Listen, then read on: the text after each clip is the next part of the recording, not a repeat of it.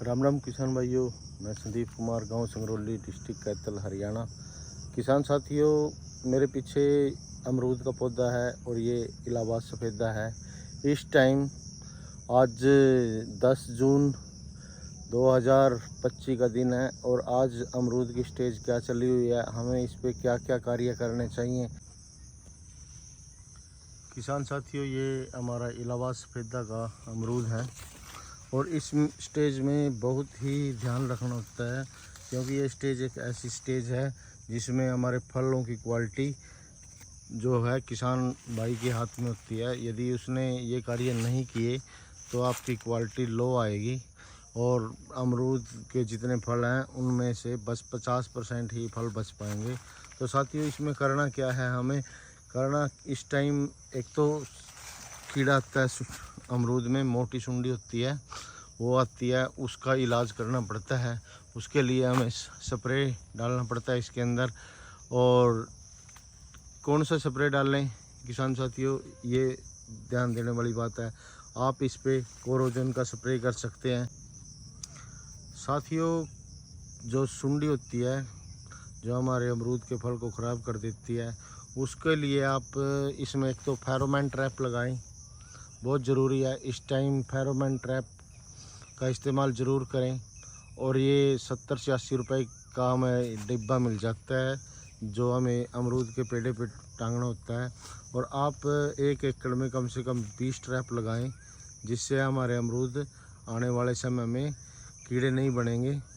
और किसान साथियों, दूसरा है, हमें इसमें इस टाइम कैल्शियम और बोरोन का भी स्प्रे करना चाहिए, जिससे हमारी क्वालिटी अच्छी बनेगी अमरूद की।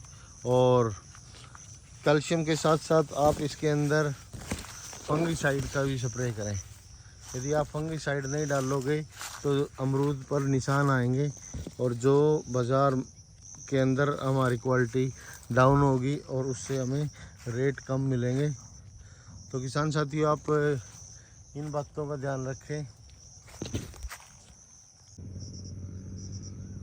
और इस टाइम आप माइक्रो न्यूट्रिएंट का भी इस्तेमाल करें, जैसे हमारी समुद्री शैवाल आती है बायोवीटा का इस्तेमाल करें, और जिससे फ्रूट का साइज़ बढ़ेगा और फ्रूट में कोई समस्या नहीं आएगी और फ्रूट एकदम चमकदार बनेगा। तो किसान साथियों, इन बातों का ध्यान रखें। जितनी बाग के अंदर जो सूखी टहनियाँ होती हैं उनको तोड़ते रहें। जैसे सूखी टहनी है, इसको आप तोड़ते रहें, इनको कटिंग करते रहें, इससे भी पौधा स्ट्रेस में आता नहीं है। किसान साथियों, कई टहनियाँ हमारी ज़मीन पर लगी होती हैं और पौधों को हवा नहीं लगती।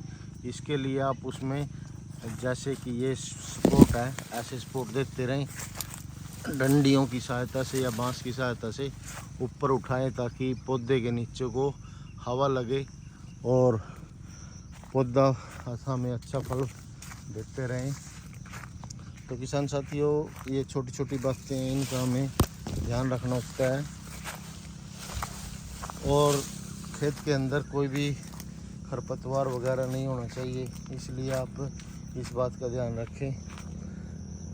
यदि खरपतवार होगा तो इसमें ज़्यादा कीड़े पनपेंगे तो हमारे फ्रूट को ख़राब करेंगे। जैसे कि आपको दिख रहा है, ये हमारा सुंडी का प्रकोप शुरू हो गया है होना, और ऐसे ये दिखाई पड़ता है।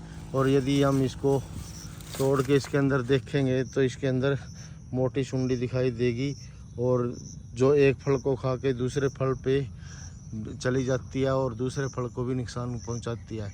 इसका कंट्रोल हमें ज़रूर करना चाहिए, जो मैंने शुरुआत में ही आपको बताई थी। आप इस पे कोरोजन का स्प्रे करें, जिससे इसका कंट्रोल हो सके।